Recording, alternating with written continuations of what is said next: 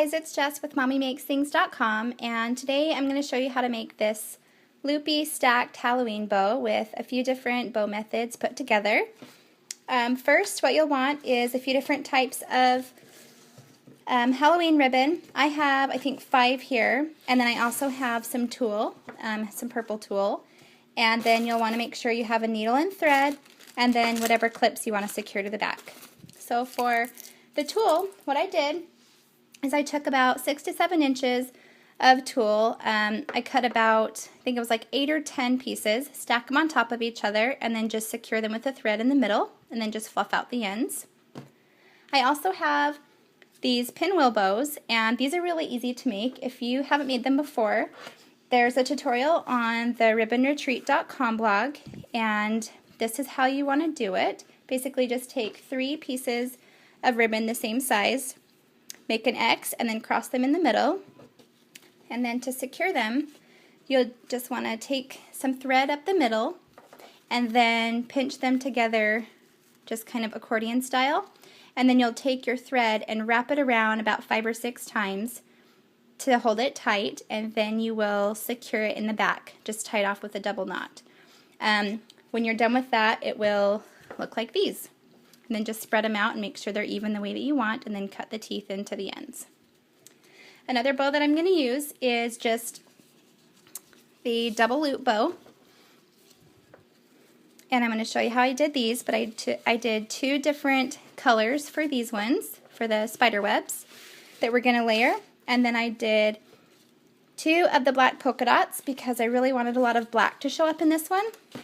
Just black, white, and orange to really pop. So for this bow, what you'll do is I took 20 inches of ribbon, and you're just going to make a loop. So have the non-pattern side down, or facing up. You'll just loop it around and make sure the tail of the ribbon is crossing over like a T. And then you'll do the same thing to the other side, and you'll cross them over to make a T. Now this is just a spare piece that I'm using for the bow. This isn't the actual one, so it's not as long as it's supposed to be, but it will still show you how I got the shape of this bow. So you're just basically going to cross it. Takes a minute to fiddle with to get them even. Cross them over the middle, the 2 different directions, until you're making that figure 8. And then you'll do the same thing with the thread. You'll just go up through the middle, pinch them together, wrap your thread around, and secure it in the back. And then you'll have a bow that looks like this. And just kind of spread it out so that your tails are opposite of your loops. So then what you're going to do to stack them together, you're just going to take your tulle, and then you're going to alternate your the directions of the black ones. Let's see, I think I've got that. Yeah, we've got that right. So you've got those, and I'm actually going to hot glue them. Sometimes I will just take the thread and tie them together, but it's a little bit harder with a bow this thick. Sorry, my glue is just not coming out right.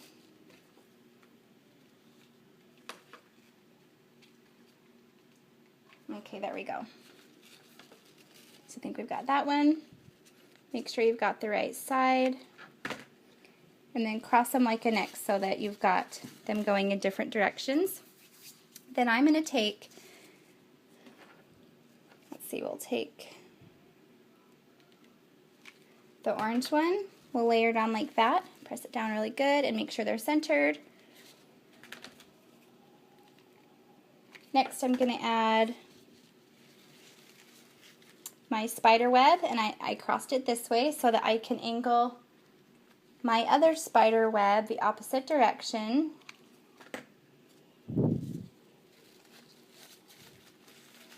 Try and keep the center open a little bit because you're going to wrap it at the end.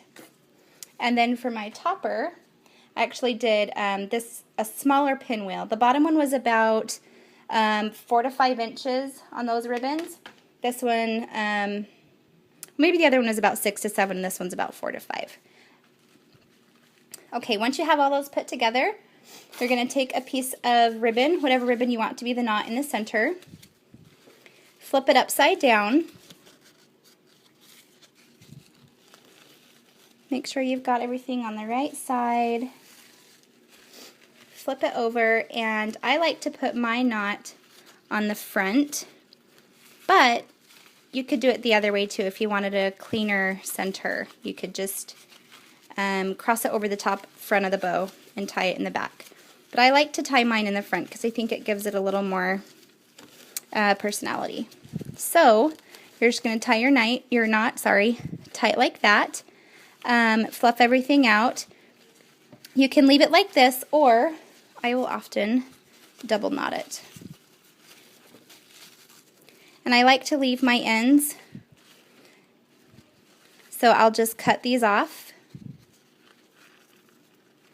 And when you're cutting these teeth, just fold it in half and always make sure your corner is on the fold. And then of course you'll want to take a lighter and secure all the ends of your ribbon so that it doesn't fray. And then for the back, so there you have it.